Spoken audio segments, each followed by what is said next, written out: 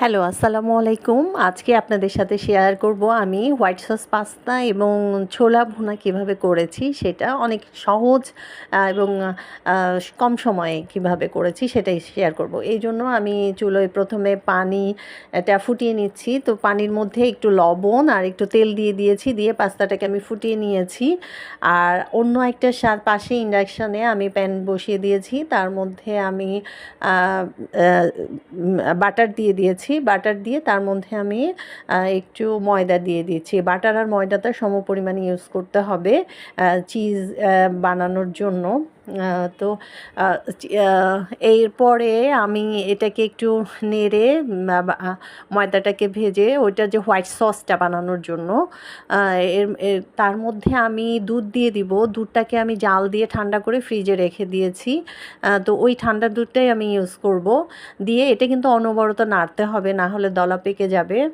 তো এভাবে নাড়ার পরে আমি এর মধ্যে মোজারেলা যে চিজটা পাওয়া যায় সেই চিজটা ইউজ করব। করে এটাকে আমি আলাদা করে হোয়াইট সসটাকে পাশে রেখে দিব। তারপরে আমি পাস্তাটা রেডি করব। তো যেহেতু এই যে এখানে অনেকখানি নাড়তে হবে, নাড়ার পরে এই যে এভাবে আমি চিজ দিয়ে দিচ্ছি, দেওয়ার পরে এরকম চিজটা ঘন হয়ে এরকম হয়ে যাবে। তো এটাকে আমি পাশে রেখে দিব। এরপরে পাস্তাটাকে আমি পানি ঝরিয়ে রেখে দিয়েছি। এখন আমি যেহেতু একটু ভেজিটেবল ইউজ করব, চিকেন ইউজ করব, এই জন্য আমি চিকেনটাকে আগে একটু ছোট ছোট করে কেটে ম্যারিনেট করে রেখে দিয়েছিলাম। তো প্রথমেই আমি চিকেনটাকে ভেজে নিচ্ছি। তো চিকেনটা হাই ফ্লেমে ভাজতে হবে, কেন যেন পানি বের না হয়।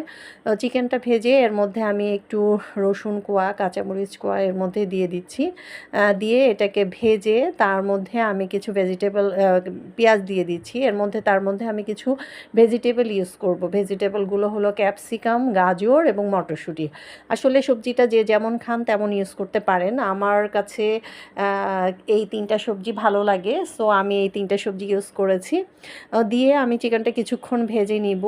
নেওয়ার পরে তার মধ্যে একটু পরিমাণ মতো লবণ দিয়েছি। তারপরে যেহেতু কাঁচামরিচ তো দেওয়াই আছে, আমি একটু সয়া সস ইউজ করেছি, তারপরে গোলমরিচ গুঁড়ো ইউজ করেছি। আর এরপরে সেটাকে ভাজা হয়ে গেলে এরপরে আমি সেটাকে ওই যে সসটা বানিয়ে রেখে দিয়েছিলাম সেই সসের মধ্যে হোয়াইট সস দিয়ে এটাকে বানিয়ে ফেললাম। তো একদম ইজিভাবে হয়ে গেল আমার হোয়াইট সস পাস্তা রেডি। তো এটা রেখে দিব আমি পাশে।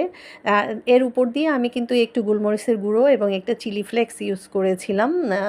এটা স্বাদ মতো, যে যেটা কারো যদি মানে ঝাল কম পছন্দ সে দিতে, আর এটাতে একটু দিলে ঝাল একটু ভালো লাগবে। তো এটা আসলে পরিমাণ মতো কে এরকম পছন্দ করেন সেটা। এরপরে আমি পাশেই আবার যেহেতু ছোলা ভুনা করব এই জন্য আমি চুলোতে পেঁয়াজ, কাঁচামরিচ, রসুন বাটা, আদা বাটা, মরিচের গুঁড়ো, লবণ, হলুদ এগুলো সব দিয়ে আগে পেঁয়াজটাকে ভুনে নিচ্ছি। আর তারপরে ধনিয়া গুঁড়া দিচ্ছি, গরম মশলা গুঁড়ো দিব। আমি ছোলাটা একদম মাংসের যত মশলা আছে সব কিছু দিয়েই করব, তাহলেই টেস্টটা অনেক ভালো হয়। এভাবে পেঁয়াজটা আমি ভেজে নিচ্ছি। নিয়ে আমি আলু আর ছোলা আগে সিদ্ধ করে নিয়েছিলাম। নেওয়ার পরে ওখানে যে আলু দিয়েছিলাম সেটাকে ম্যাশ করে নিয়ে এর মধ্যে দিয়ে দিব। এটাতে হয় কি, ছোলাটা অনেক মানে খুব সুন্দর হয়, যেটা মেখে খেতে ভালো লাগে। এরপরে আমি এর মধ্যে টমেটো দিয়ে দিয়েছি। দেওয়ার পরে ছোলা যেটা সিদ্ধ করে রেখে দিয়েছিলাম সেটা দিয়ে আমি এইভাবে করে ভুনাবো। তো এটা এই যে মানে অনেক সুন্দর, এটা আসলে মানে রোজার মাসে মুড়ি দিয়ে মেখে খেতে খুব ভাল লাগে। একদম ঝরঝরা, যেমন বাজার